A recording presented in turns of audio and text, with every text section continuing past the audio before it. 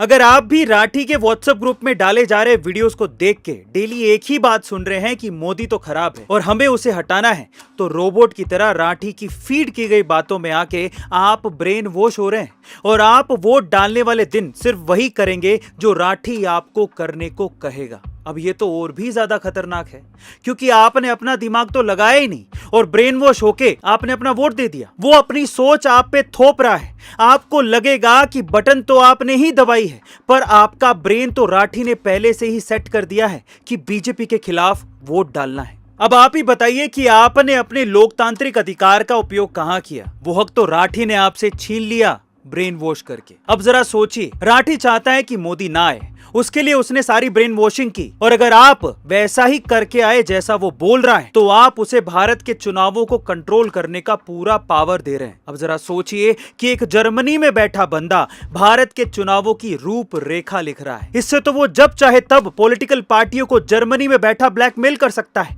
मेरी ये मांग पूरी करो, नहीं तो मैं सरकार गिरा दूंगा, ये कह के आने वाले टाइम पे वो मोटा पैसा ऐंठ सकता है। तो क्या अब वीडियोस बना के वो सरकारें बदल सकता है? और अगर ये पावर आपने उसको दे दी तो सारे नेता काम करना ही छोड़ देंगे, बोलेंगे राठी की चाटो, वही सरकार बनाएगा।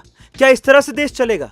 ये हो क्या रहा है इस देश में? अब राठी तब सही होता जब वो आपको ये कहता कि चलो आओ, तुम्हारे क्षेत्र में खड़े हर एक उम्मीदवार का अच्छा काम और बुरा काम बताता हूं, किसने क्या काम किया है। या चलो इतना टाइम उसके पास नहीं है तो कांग्रेस और बीजेपी के कामों का कंपैरिजन करता और फिर ये कहता कि अब आपको अपने विवेक से वोट देना है। पर ये क्या बात हुई? मोदी खराब है, मोदी खराब है, जाओ कांग्रेस को वोट दे के आओ।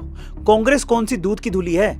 उसकी तो वो खुद बुराई करते थकता नहीं था। मतलब उसका ये है कि जब उसका जी चाहेगा, उसे जो पसंद आएगा, तुम सब उसे ही वोट दोगे। इससे तो देश और ज्यादा गर्त में चला जाएगा। देश में इससे बुरी तानाशाही क्या होगी कि देश बर्बाद हो रहा है और वो तानाशाह मजे से अपनी जर्मन वाइफ के साथ एंजॉय कर रहा है। इससे तो हिंदू और मुस्लिम दोनों का नुकसान होगा। अब वो व्हाट्सएप ग्रुप बनाई क्यों रहा है? अपनी बात रखो और जाओ, पर वो आपको इकट्ठा कर रहा है और फिर वो पॉलिटिकल पार्टियों को डराएगा, पैसा दो नहीं तो सरकार गई। हो तो कुछ भी सकता है। अब इसे मोदी जी अच्छे नहीं लगते तो ये अपनी सोच हम सब पे थोप रहा है और कांग्रेस को वोट करने को कह रहा है, और आप इसकी बातों में आ रहे हो क्योंकि आप तो राठी के गुलाम हो चुके हो, उसके व्हाट्सएप ग्रुप के हिस्सा हो, और आप वही करोगे जो वो कहेगा, वही मानोगे जो वो दिखाएगा।